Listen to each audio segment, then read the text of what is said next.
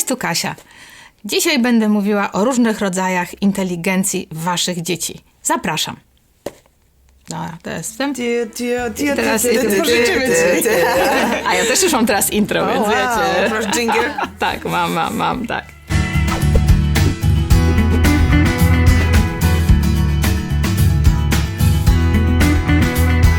Zapraszam was dzisiaj na spotkanie z moimi gośćmi, z Anią i z Olą. Cześć. Z kanału Mamy Lamy. I dzisiaj będziemy rozmawiać o takich typowych lękach młodych i starszych mam. Czyli o tym, dlaczego moje dzieci nie rozwijają się równomiernie. Ja sama miałam taką sytuację, że moje pierwsze dziecko mówiło pełnymi zdaniami w wieku 12 miesięcy, podczas gdy drugie ledwo bełkotało, mając 2 lata. I mówiło po prostu w sposób taki, że przez tłumacza. Starsza siostra była tłumaczem i jak on coś chciał, to przychodził i było Agatko, co on mówi? Mamo, chcę wyjść na dwór i pojeździć na autku. Wow. Dobrze, że miałaś tłumacza. A jaka jest różnica wieku między nimi? 2,5 roku. Czyli tak prawie 3 lata. Tak. Jeszcze się trzymali, więc się tłumaczyli. I teraz, jak myślicie, od czego zależą te różnice? Ja myślę, że od tego, że dzieci są różne. Nie, naprawdę. I to brzmi płytko, ale to jest głęboka myśl, chciałam zauważyć. Dlatego, że my sobie tego często nie uświadamiamy i wydaje nam się, że skoro z naszego organizmu wszystkie te dzieci wychodzą, to znaczy, pula że one genetyczna będą w miarę taka sama. w miarę mniej więcej, to one będą takie same. A wczoraj właśnie na naszym kanale spotkałyśmy się z mamą bliźniaków dwujajowych, która to powiedziała, moja jedna córka miała ząbki w wieku 6 miesięcy pierwsze, druga miała ząbki w wieku 12 czy tam 10 miesięcy pierwsze. No a w przypadku bliźniaków znowu jednojajowych to z reguły tam idzie zaraz bardzo podobnie. I ja pomyślałam sobie o tym, kurczę, jak to doskonale pokazuje, jak rzeczywiście dzieci są różne i to, że się urodziły w tym samym momencie praktycznie też nic nie znaczy i myślę, że to jest taka opening statement. O matko, czuję, że będzie tutaj dużo angielskich słówek. Bo ja chciałam powiedzieć, że to jest, że w mojej opinii to są te dwie rzeczy, czyli nurture versus nature.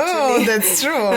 Ciężko to przetłumaczyć. No właśnie, czyli to moim zdaniem to jest kwestia tego, ile rodzice na przykład inwestują w dziecko po części i jakie są psychiczne między nimi relacje i tak dalej. I później to właśnie nature, czyli jakie one się urodziły i z jaką pulą genów. Czyli gen, a przyszły. środowisko trochę. Tak, gen i środowisko. No to ciekawe, bo właśnie ostatnio czytałam takie badania, że określa się, że tak na przykład inteligencja, jeśli chodzi o dziedziczenie, to jest 50% zaledwie. Czyli dokładnie to, co byście powiedziały. To ja to znam z muzycznego poletka mojego, że tam talent muzyczny to jest naprawdę jakieś ułamki procent, a to jakie bogate środowisko muzyczne dajemy dziecku i w jakim może się rozwijać, to jest reszta. Też takie badania były robione a propos właśnie rozwoju inteligencji, że jeżeli mówi się dużo do dziecka, to do 2 roku życia można wypowiedzieć na przykład 2 miliony więcej słów, 2 miliony więcej słów niż przeciętna matka, która tylko tak komunikuje z dzieckiem, wiecie, o tylko to, i bardzo ograniczony sposób i jeszcze jest bardzo dużo telewizji. To są bardzo ciekawe badania. Więc zobaczcie, i potem, gdy dziecko praktycznie jeszcze nie mówi, ale ilość bodźców różnorodnych, które dostaje, ma ogromny wpływ na to, co się dzieje po tym 2 roku życia, zwłaszcza, że mózg do 1 roku życia, nie wiem, wiecie ile razy wzrasta jego masa? 300. Miliard. 300 i miliard po środku. 3. Od 250 gram do kilograma. Czyli byłam blisko w numerach. Blisko byłaś. I ty też byłaś bardzo blisko, bo jeśli chodzi o połączenia, to właściwie byłaś... Ja myślałam o ilości połączeń. Ale chciałam jeszcze powiedzieć, odpowiadając na twoje pytanie, jeszcze jaką mam koncepcję. No. Koncepcja związana z takimi okresami sensytywnymi, to znaczy z tym, że mamy jakiś czas wrażliwości na coś i na przykład ja to znowu znam z muzycznego poletka, że kiedy dziecko jest w tym czasie, kiedy muzyka tak chłonie i rodzic akurat w tym momencie mu jakby daje warunki do rozwoju, no to on się rozwija tak, ale czasem jest tak, że na przykład, i czytałam bardzo ciekawe badania właśnie o okresach sensytywnych, kiedy rodzice w jakimś etapie, w sensie mieli rodzeństwo i starsze dziecko, akurat kiedy dorastało, mama dużo mu śpiewała, była taka i w ogóle, ale 3 lata młodszy brat trafił na czas, kiedy mama, która z nim była w domu, miała chorobę jakąś tam gardłową, co oznacza, że praktycznie w ogóle nie mogła za bardzo śpiewać, mówić i przeciążać gardła. I on rozwijał się inaczej muzycznie, bo to akurat ja tutaj to swoje poletko przepycham, bo tam się czuję okej, niż ten brat. I może nie wiadomo, jakie były predyspozycje, ale wiadomo, że to, co środowiskowo się zadziało, to, że po prostu troszkę wychowali się w innym domu. To znaczy mama była wtedy inna. No i tak samo językowo się dzieje, nie? Że na przykład moje dziecko mówi w 2 językach, dlatego, że jest wystawione na ten drugi język bardzo intensywnie i jego mózg musi sobie z tym poradzić. I dlatego jest już w tą stronę popchnięte w jakiś sposób. Tak, czy nawet moje dziecko, na przykład my też przez to dwujęzyczne wychowanie, ja mówiłam do Antka dopiero od 9 miesiąca po angielsku, ale na przykład do Stefana, który był drugi, mówiłam już kiedy był w brzuchu, bo mówiłam do starszego. I widzę jego lepszy rozwój jakby dwujęzyczny zdecydowanie niż ciekawe. u Antka. Tak. Takie rzeczy. Czyli po prostu to się sprowadza do różnych rodzajów inteligencji, nie? Czyli tak jak ty byś powiedziała o tej inteligencji muzycznej. Nie? I ja się z tym zgadzam, bo wiesz, mój mąż jest dyrygentem chóralnym i my po prostu, gdy nasze pierwsze dziecko się urodziło i zaczęło to najgorsza klątwa się wydarzyła. Okazało się, że mamy afona, nie? Tak? Który potem skończył fortepian w szkole muzycznej. Bo po prostu nie katowaliśmy, ale po prostu bardzo dużo było śpiewania. Otaczaliście bardzo go. było dużo otaczania i w wieku 4 lat, gdy jechaliśmy autem i śpiewaliśmy sobie, to ona nam dośpiewała 3 głos. O, Nie? wow. No to A po prostu początki były fatalne. Czyli mamy dokładnie to, czyli mamy tą inteligencję muzyczną, bo właśnie to, o czym my rozmawiamy, to jest to, że generalnie mówi się o inteligencji, że to jest to IQ, czyli ktoś jest inteligentny, nie? Czyli dobrze miał liczy. 200. Dobrze, 200 tak, IQ. 200 IQ, Mensa. 300 IQ. A swoją drogą najbardziej inteligentny człowiek świata pracuje w Rumunii w bibliotece. O tak? Tak. I jaki ma punkt? Ile punktów? No tam milion, kwadrylion. 1 200, okej. Czyli bardziej to jest kwestia tego, że jest to właśnie to, jak my to dziecko prowadzimy i później to, z czym ono się rodzi i to są te inteligencje. Tak, i to są te inteligencje. Czyli to jest ta taka podatność, no ale znowu, to nie jest, wiecie, predestynacja, czyli tylko tak i tylko tak. Natomiast dobrze jest na to zwrócić uwagę i to też wpływa na to, że pewnych umiejętności nabieramy szybciej lub później, nie? Tym bardziej, że fajnie jest wtedy się dopasować do dziecka, bo to wydaje mi się, że matki od razu to widzą, gdzie dziecko się rodzi właśnie i on lubi to i to. I w sensie, to może czasami przybrać śmieszną formę typu, że kopie piłkę i na pewno będzie piłkarzem. To jest bez sensu, każde dziecko Ale w kopie sumie piłkę, dużo- ale możemy zaobserwować coś i wtedy dopasowywać się do dziecka i mówię, tutaj super, no to ciśniemy i ono to lubi, ty to lubisz i ono w tym jakoś wzrasta. A z też, drugiej nie? strony też wiedzieć, że te rzeczy inne, skoro idą wolniej, to też nie dlatego, że nie robimy tego w ogóle, tylko po prostu idą wolniej, bo to nie jest jego jakby ten język. Ale chodzi mi o to, że my to w sumie potem nazywamy. Mówimy, że jestem humanistą. Albo Humanista to ja robi jestem... wszystko. Tak, czyli nikim. Albo nie, ja jestem raczej umysłem ścisłym, więc w sumie później to robimy, ale dopiero w szkole, jak nas szkoła wtłoczy w te szkolne jakby ramy myślenia. Dobra, ale Kasia Dobra, przechwytuje, Kasiu, bo możesz my powiedzieć coś. na jej kanale tak się rozgadałyśmy. Możesz powiedzieć coś na Wreszcie swoim mogę kanale. odpocząć, jej! Aż ja się produkuję. No dobra. Nie, po prostu, wiecie, to cała rzecz myślę, że polega na tym, że właśnie to, co mówicie, że być dobrym obserwatorem, ale nie takim przestraszonym obserwatorem, nie? Tylko takim właśnie z taką świadomością, że te dzieci są po prostu bardzo, bardzo różne. Ja na przykład pamiętam taką sytuację, u nas w rodzinie był taki chłopiec, który do 2 roku życia tak dziwnie się tak patrzył, kołysał, bełkotał i w ogóle tak się śmiał, tak nie?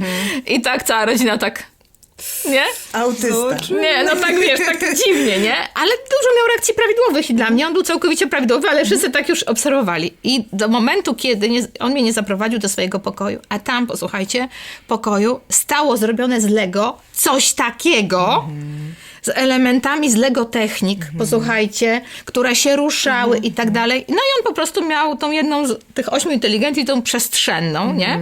Przy okazji miał tą kinetyczną, czyli po prostu, wiecie, z rękami umiał różne rzeczy zrobić i tak dalej, i tak dalej, i tak dalej. I mówię, tak patrzyłam na niego, nie, będzie inżynierem. I wiecie, że jest inżynierem? Tak, O, no i ciekawe. super. I to jest super. Tak. I super jest patrzeć na to, w sensie, żeby nas nie zblokowało to, czego nie ma, to dziecko, do tego, żeby widzieć to, co ma.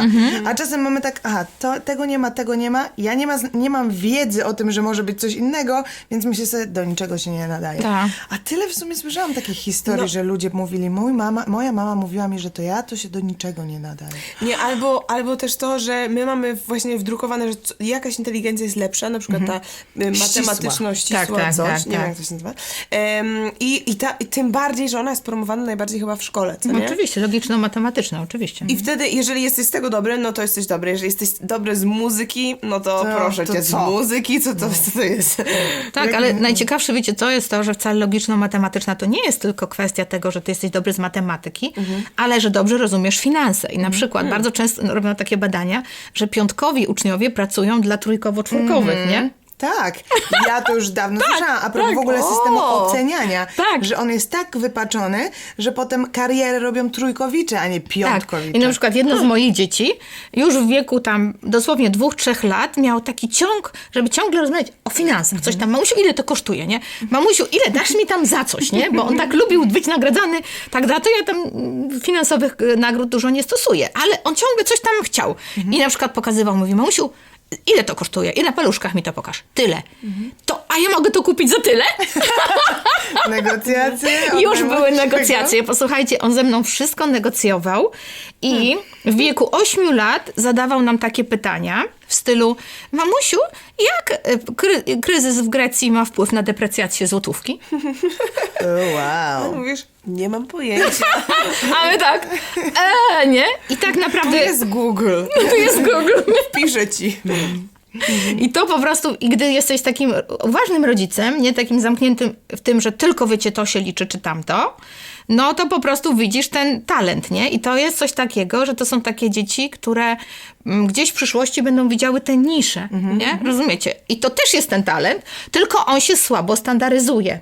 I teraz bardzo... nie ma przedmiotu. Bo nie ma do tego przedmiotu. Niby w klasach jest tak zwana przedsiębiorczość, nie? O, ludzie. Ale wiecie, to prowadzą takie osoby, które nie miały żadnej innej pracy. Przepraszam tych, którzy to robią z zamiłowaniem, I są ale... dobrzy. I są dobrzy, bo nie chcę nikogo, broń Boże, urazić. Ale chodzi o to, że przedsiębiorczość, taki being entrepreneur, to jest tworzenie nowych rzeczy, dostrzeganie nowych przestrzeni i właśnie te dzieci bardzo często to mają, nie? No. A propos waszych języków, no to jest ta inteligencja lingwistyczna, nie? Wy wykorzystujecie ten okres sensytywny do 1 roku, nie? Do tego, żeby to ukształtować, ale generalnie są to dzieci, które właśnie bardzo szybko uczą się mówić, a poza tym lubią mówić. I spójrzcie teraz na nas. O, to my musiałyśmy. Jakie wy byłyście w szkole? Ja Z gadałam czego? zawsze. Ja Z też gadania. gadałam. W sensie Gadanie na lekcjach, gadanie z nauczycielami, gadanie z innymi. Dyskusje. Tak. Chociaż tak. Chociaż ja bym to zakwalifikowała do interpersonalnych chyba bardziej, czy nie? To będzie razem wszystko, rozumiesz? To są sztuczne rozgraniczenia, bo to jest na pewno do interpersonalne, nie? No bo ale jednak też się to wydarza w komunikacji. Tak, to się wydarza w lingwistycznej. komunikacji, bo się nie da oddzielić. Ale z drugiej strony, wiesz, ta łatwość podłapywania słów, ta łatwość budowania tych wyrażeń, nie? Chęć do występów, patrzcie, No samo nie? to chyba, że jest niektóre prawda. dzieci po prostu wcześniej mówią, a niektóre mówią później. No. Albo niektóre mówią od razu pełnymi zdaniami, a inne mówią takie, Tak. im wystarczy to do komunikacji. Tak. Poza tym to się też wyraża w tym, że na przykład to często sangwinicy mają, nie? Mój synek ten właśnie jeden to był mały, ledwo co mówił, to na przykład zamieniał łyżkę z widelcem, patrzył na nas, co my myślimy i mówił: żarcik! To było jedno z pierwszych Dobry słów. żart. Zapiszę sobie go na później. Robił cokolwiek, nie? I tak, wiesz, rozumiał taką potrzebę, nie? Tego, żeby tak zaistnieć, Tak, nie? tak. I żeby tak pokazać, że on jest i mówił: żarcik, nie? Albo nakładał 2 buty prawy na lewy. Ale to co mówisz, że to jest inteligencja interpersonalna? Interpersonalna, lingwistyczna, bo to jest lingwistyczne. Plus to jest, sangwinik. tak, tak, bo to przekładając na osobowości, no to na pewno to będzie, no to jest absolutny sangwinik w dominancie, nie? Więc to jest naprawdę świetne, nie? No i potem mamy inteligencję ruchową. Czyli co, ktoś jest dobry z WF-u. Ja myślę, że to jeszcze z małego poletka przemyciłabym takie coś, że w jakimś stopniu każdej tej inteligencji doświadczamy. W sensie, że musimy jej jakoś używać, bo uczymy się wykorzystując ją, ale niektórzy mają większą sprawność w jednej, a niektórzy w innej.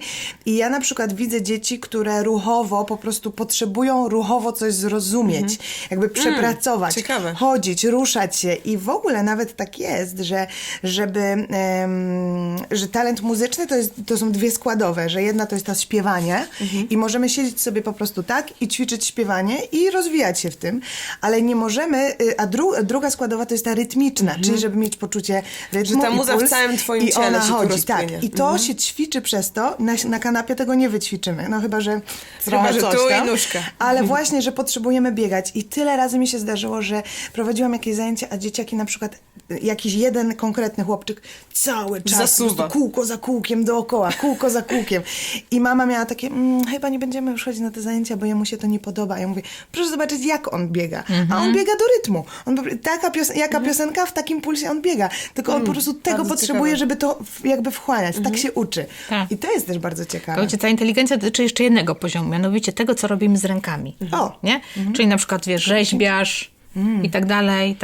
To jest też ruchowe. I na przykład mój syn, który obecnie jest barberem, czyli tam skończył taką londyńską, bardzo znaną szkołę. Tak, pracuje w takim bardzo dobrym zakładzie. To on był zawsze taki, tak wiecie, tak lubił, tak siedział w wózku na spacerze, nigdy nie biegał, dziewczyny na drzewa, kije. O. On siedział i jadł porówki, nie? Ale manualnie coś tam sobie. Ale posłuchajcie, jak zabrał się do plasteliny, więc to jest, wiecie, to są tak jakby dwie twarze tej samej inteligencji, nie? I Czyli tak jakby motoryka duża i mała, coś w tym tak, stylu, nie? dokładnie. A muszę wam powiedzieć, że kiedyś na zajęciach dla dzieci miałam 9-letniego chłopca, który nigdy w życiu nie miał w ręku plasteliny.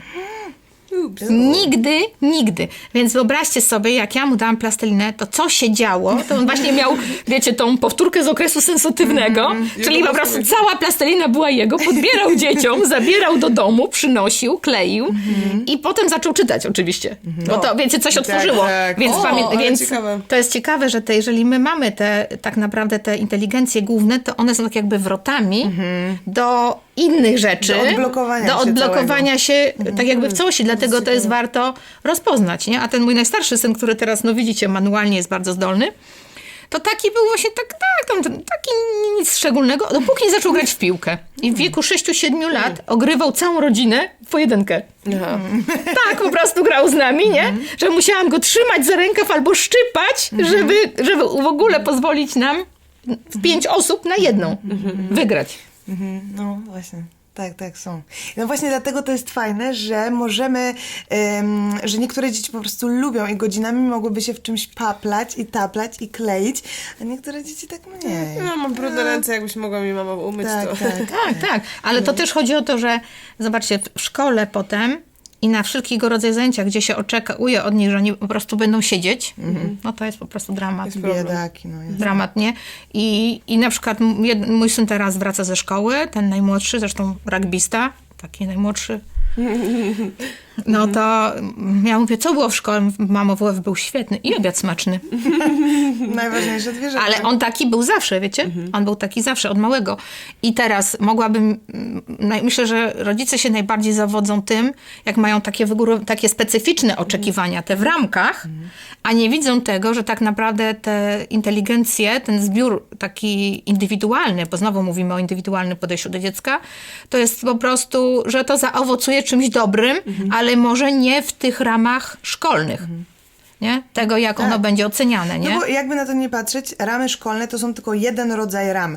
I to, że akurat tak w takim systemie funkcjonujemy, musimy się dostosować, to nie oznacza, że to jest jedyne, to są jedyne wartości. Zresztą, jak sobie myślę o tych Sokratesach i Arystotelesach, oni zupełnie inaczej odwracali tą jakby hierarchię edukacji. A my teraz mamy fizyka, chemia, biologia, to się liczy, a reszta to tam... Tak. Jak WF przepadnie, to trudno. No, WF to zupełnie... No jak muzyka, plastyka, to też w ogóle odrabiać nie można trzeba. skasować w ogóle z tego. No tak, jest to smutne, tym bardziej, że później bardzo się sugerujemy i ocenami, i tym, jak tam naszym dzieciom idzie. I ja, mój mąż pochodzi z rodziny, gdzie matma i fiza to jest najważniejsze, co się może wydarzyć w życiu, ale bo oni tacy są, dla nich to jest łatwe i to jest dla nich przyjemne i oni to rozumieją. Dlatego, kiedy ja weszłam do tej rodziny i oni na przykład obliczali średnicę blachy natarte i ile jak objętość ciasta, tak for fun, to ja byłam taka... Naprawdę. Okej, w sensie wy nie umiecie na oko tego zrobić, więc dla mnie to był kosmos, tym bardziej, że to nie jest mój konik tak zwany. Ja jestem zupełnie właśnie lingwistycznie, interpersonalnie, muzycznie bardziej, a tamte rzeczy są u mnie jakby tak, no to nie jestem ja, więc jeżeli się zaczyna oceniać innych, że no to nie jest inteligencja, to jest po prostu bycie leniwym z matmy, no to już to jest... Tym bardziej, że w ogóle ja mam takie wrażenie, że słowo inteligencja już ma w sobie taką konotację, że to jest coś z matmy. logiczno ścisłego. No, ale ono nabrało tej konotacji. No właśnie, bo nabrało, tak naprawdę inteligencja mówi o radzeniu sobie w życiu, nie? Taka bardzo skrótowa rzecz. Ale to teraz... lub rozwiązywanie problemów. po Tak, prostu. tak. Teraz jak No, powiesz no, słowo inteligencja, to myślisz o tym ścisłym i dopiero musisz powiedzieć emocjonalna, to wtedy myślimy, aha, to może ta druga strona inteligencji. A, to taka dla leszczy. Taka, że jak ktoś nie jest dobry z matmy, to To wtedy mu powie. A tutaj mamy według Garnera tą interpersonalną i intrapersonalną, nie? Czyli ta A no właśnie, jaka to jest? Co to Intra? znaczy? Znaczy, wiesz co, to jest, on stworzył ten koncept, no to jest oczywiście teoretyczny, no bo wiadomo, że to są takie osoby, które są takie bardziej świadome siebie, Takie ale słuchające siebie. tutaj, ponieważ ja jestem bardzo intuitywną osobą, więc tutaj na pewno wchodzi w grę tak, że być intuitywnym. I ja na przykład mam takie dziecko, czyli to jest takie coś, że taki mały pyrtek, co pewien czas rzuca ci takie zdanie i ty sobie myślisz, wow, to jest sedno sprawy. My mamy takie dziecko, właśnie tego naszego jednego z chłopaków. Na przykład mieliśmy parę lat, on miał parę lat, jedziemy autem i tam rozmawiamy o jakiejś osobie, nie? I mówimy, o, ta osoba jest taka, o, ta osoba jest taka. I się denerwujemy z mężem, nie? I z tyłu 4-latek mówi takie zdanie. Mamo, a czy ty nie uważasz, że ta osoba po prostu miała trudną przeszłość? I trzeba byłoby na to spojrzeć jednak nieco inaczej, ale tak. Siedź cicho, nie będziesz się wymądrzał. Do kąta, gówniarzu, nie? I to jest dokładnie to, że są po prostu takie dzieci, i które mają taką inteligencję patrzenia na różne rzeczy, nie? Patrzenia, widzenia, i to nie wynika z ich, że one, wiesz, mają 120 lat doświadczeń, że one załatwiły ilość projektów i one coś zrobiły. One to po prostu mają. Ja miałam taką sytuację z Emiliką, ale wciąż jestem pewna, że to było przez przypadek. Moim zdaniem. Kiedy chciałam zorganizować jej urodzinki pierwsze, takie 3-latka, coś. I właśnie mówię, okej, no to co, kogo zaprosimy? Ona tam jest na tych przyjaciół i te dzieci. I mówię, no to może zaprosimy jeszcze Le z kościoła, taka dziewczynka. Nie mają jakiejś świetnej relacji, nie za bardzo się znają. I może zaprosimy Lidię. I ona do mnie mówi, but I don't want to invite children. I want to invite friends. Ja tak się na nią patrzę. Przecież to jest zbyt inteligentne zdanie, żebyś ty je wypowiedziała tak, że ja chcę je wepchnąć dzieci na imprezę, ona tak, że ja bym chciała przyjaciół jednak zaprosić, a nie po prostu dzieci. Nie, moim zdaniem nie. W sensie okej, ale nie wiem. Ale Więc zobaczysz, jak będzie ci powtarzała takie teksty, nie? No to będziesz miała po prostu taką mądralkę, nie? Taką właśnie, że i to trzeba się bać tego strasznie jako rodzic, bo potem naprawdę ta niezależność i to po prostu miałam 5 dzieci i to jest ta jedna osoba, która co pewien czas, na przykład jak ja mam jakiś problem, który jest 53-letnim problemem, 4-letnim właściwie, a nie 22-letnim, czy tam 20-letnim, nie? To patrzy i on po prostu powie takie zdanie i ty po prostu wiesz, że to jest absolutnie sedno sprawy. Ale to jest dobrze, w sensie dobrze jest to zauważać i umieć się przyznać nawet przed swoim własnym dzieckiem, gdzie mówisz, że masz rację, kurczę. masz rację. Masz rację po prostu. A poza tym wiesz, to trzeba też doceniać, nie? Bo na przykład zobacz, taka osoba będzie świetnym psychologiem, nie? No bo Ja myślę, że w posłuchaj, ogóle będzie fajnym człowiekiem. fajnym człowiekiem, tak, ale w sensie, wiesz, potem obdarowania zawodowego, to też już widzisz, nie? Że może nie potrzebuje tak strasznie tej matmy, nie? Żeby, wiesz, tam piłować, to piątki, Tak. szóstki teraz, nie? Te czerwone paski, nie? Po co? Bo właśnie to szersza perspektywa na te różne inteligencje powoduje, że my zaczynamy też, tak wiecie, być bardziej elastyczni w tym, czego dziecko uczymy. Na przykład jedna z moich recept na udane macierzyństwo i rodzicielstwo to jest to, żeby pozwalać dzieciom rozwijać pasję. Nie? No. I teraz, jeżeli my je obłożymy matematyką, rozumiesz, bo ty jesteś słaby z matmy, nie? 40 godzin tygodniowo, nie? Czy tam, wiesz, przedszkole, już na etapie przedszkola rodzice się strasznie martwią, nie? Że tamten już liczy, wiecie, do nie wiadomo ile, a ty tylko do 10, nie? I tylko na bananach, No, nie? dlatego ja na przykład, jest okej? Muszę wam coś pokazać aż. A mówcie, bo No, ja no, chcę wam no. przeczytać. Dlatego ja jestem bardzo wdzięczna moim rodzicom, którzy mnie nie cisnęli z rzeczy, które ewidentnie nie były moim polem Pojęciem. zainteresowań. Był moment w mojej karierze licealnej, gdzie miałam 2 z chemii i po prostu to była 2, to był dopuszczalny tak zwany, gdzie już w moim jakby w mojej gamie dopuszczalnych ocen, no to już jest poza. I moi rodzice byli z tym okej, dlatego że ja chemii po prostu nic, nie? I z matematyki miałam czasami 4, czasami miałam 3 i moi rodzice byli z tym okej, 3 to też jest ocena.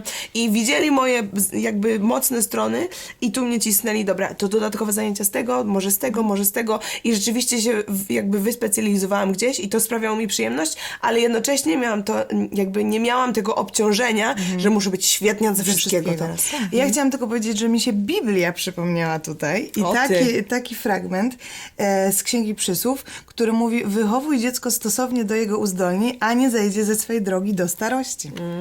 Tak. Amen. Tak, dokładnie. Więc dla mnie, ja swoją drogą, ja o małych woskieś nie zdałam z matmy, nie? Tak? I myślę, że zdałam maturę. To prawda, jakbym się chciała, to bym się nauczyła, bo życie pokazuje, że umiem się nauczyć wszystkiego. To jest coś Ale miałam po prostu taki układ i byłam w takim momencie, że gdyby nie weszła matura z biologii, to byłoby ciekawie. Przy tym, że polski brałam udział w olimpiadzie z polskiego, języki i tak dalej. Zresztą widać teraz, nie? Po tym, co się działo i po tym całym moim, całej mojej karierze, że tak powiem, że to właściwie nie miało dużego znaczenia, nie? Chociaż jeśli chodzi o rzeczy biznesowe, to też sobie radzę w nich bardzo dobrze i jakoś tak umiem, nie? Ale miałam ten problem, nie? I dlatego tak sobie właśnie myślałam o tym, że znajomość tych różnych rodzajów inteligencji pozwala potem nie wywierać presji na dzieci, do której one nie są w stanie stanąć po prostu, nie? I to Albo jest po może prostu nie nawet fair. jakby się, przepraszam, skichały i tam dotarły, to po co? No. Po co je pociskać? Ale po co? I wiecie, co jest jeszcze jedna tak tylko wspomnę, że jest jeszcze tak zwana inteligencja przyrodnicza. Nie wiem, czy słyszałyście o tym. Nie, Że szczerze zna się na drzewach. tak, I na chmurach. I na dinozaurach? nie, czyli że jest wybitnie zainteresowany naturą. Tak. To znaczy, wiecie, to są takie dzieci, które bardzo dużo czerpią stymulacji w środowisku naturalnym. Czyli dla niego dużo, bo oczywiście muzyka działa na każdego i to jest absolutnie wiadomo. Natura też działa na każdego, jak się wyjdzie w górę Tak. i się weźmie wdech świeżego powietrza. A to widzisz, zadziała na a ja nie wszystkiego. lubię gór, To nie? ja musiałabym nad morze wejść. Ja, To jest morze, kajaki, kaszuby, jeziora, grzyby, rozumiecie? No i Teneryfa. wciąż I natura, Teneryfa, wciąż nie? natura. Ale wciąż natura. Natomiast jedno z moich dzieci, jak ja gdzieś wjeżdżałam za granicę, ja mówiłam: kochanie, co byś chciała, żebym ci przywiozła? Nic wielkiego dodam, nic zawsze. Ona mówiła: przywieź mi kamień. Rozumiecie? Wow. I to, że myśmy mieli Ja chcę mieć ogród, takie dzieci. Tanie w utrzymaniu. Tanie, ekonomiczne.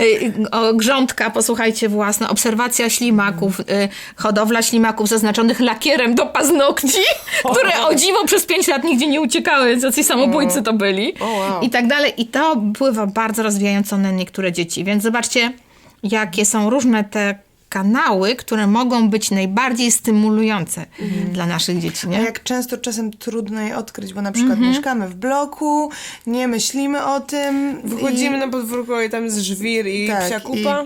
I koniec. I pociskamy dziecko w czymś innym w tym czasie, a ono wystarczyłoby, że tam zaczerpnęłoby trochę powietrza z lasu. Nie? Tak. Ciężkie życie to jest. Ciężkie.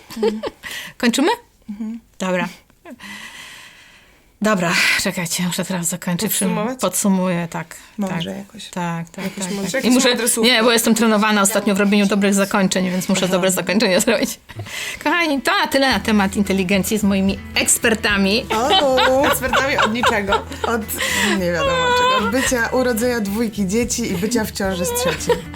Oczywiście na moim kanale powiem dużo więcej na ten temat. Omówię dla Was te różne rodzaje inteligencji, bo myślę, że właściwa perspektywa na rodzicielstwo to jest najważniejsza rzecz. Oczywiście proszę Was o subskrypcję, proszę Was, żebyście nacisnęli dzwoneczek i o komentarze. Jakie rodzaje inteligencji mają Wasze dzieci, jakie odkryliście i co ciekawego działo się w tej dziedzinie u Was. Do zobaczenia, hej! Bye!